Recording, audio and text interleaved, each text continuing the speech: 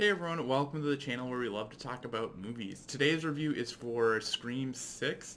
I saw this in the theaters. It was a little bit ago. I'm getting around to my review now, so a little bit past when it was released, but still wanted to share my thoughts on it. So let's dive on in. This will be a spoiler review, so if you haven't seen it and you don't want to know anything about it, definitely go see it. I give this one a B, so it's not like a must see, but I think it was a lot of fun, and if you're looking for something to see at the theater, it's worth the watch.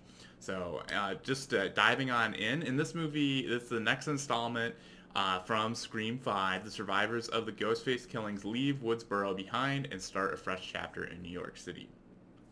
So for me, this was the second Scream film that I've seen. I saw Scream 5, which came out last year, and I really liked it. I think I gave that one an A.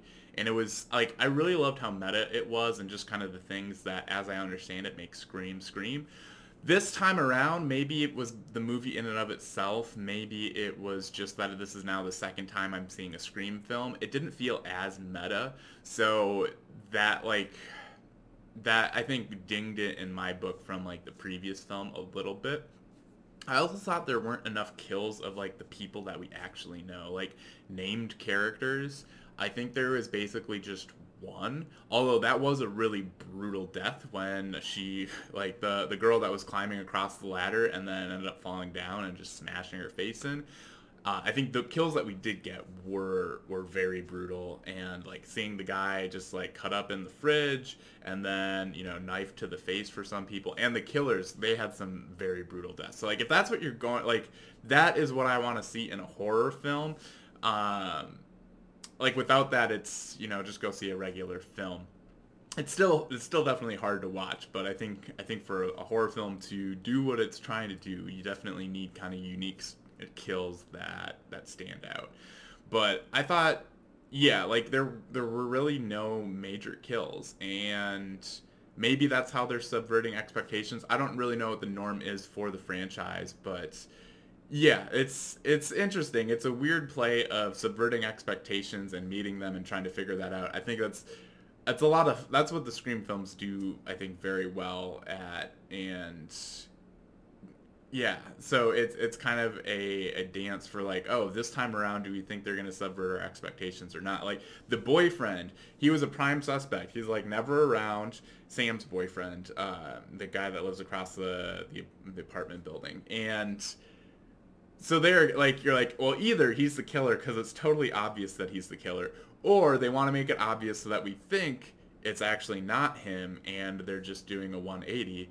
And it could really go either way because they're not giving us any more than that. But Scream's the type of movie that would either do that and make him actually the killer, or make you think that to then not make him the killer, and so then you just kind of have to go with it. So I don't know. I think that's part of the fun of it.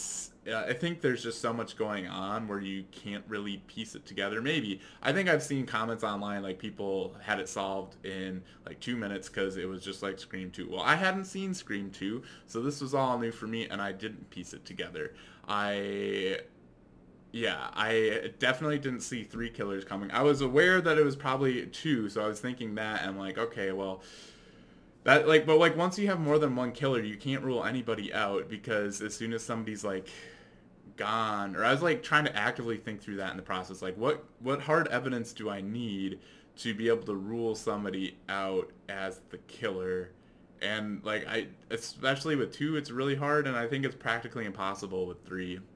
Definitely didn't suspect. I think I like at any point I suspected all of them, and I wouldn't have been surprised. Like I definitely suspected that it could be the police officer. I suspected that it could be the college student. He's like, yeah, just ask anybody. I was at study hall, and you're like, okay, well, you could just be saying that and they're not following up on it, or you could be the second killer, and things like that. So I thought that she was definitely dead, though. I didn't think about that fake death. I think for a split second when Ghostface was like about to attack her and then he didn't, and then he started attacking other people, and then he came back and killed her. In that moment when he like started to attack her but then didn't, I'm like, ooh, maybe she's the second killer, and he like started to attack her.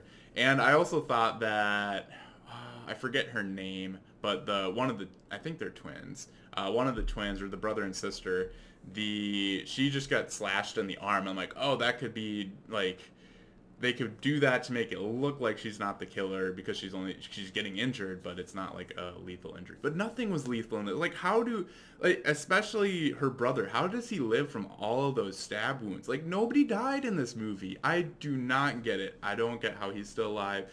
I don't get how the Courtney Cox character is still alive. Things like that. It's no, yeah. I did not get that part of it, but happy. I like the characters though, so I'm like happy that they're still in the franchise and we can see them again.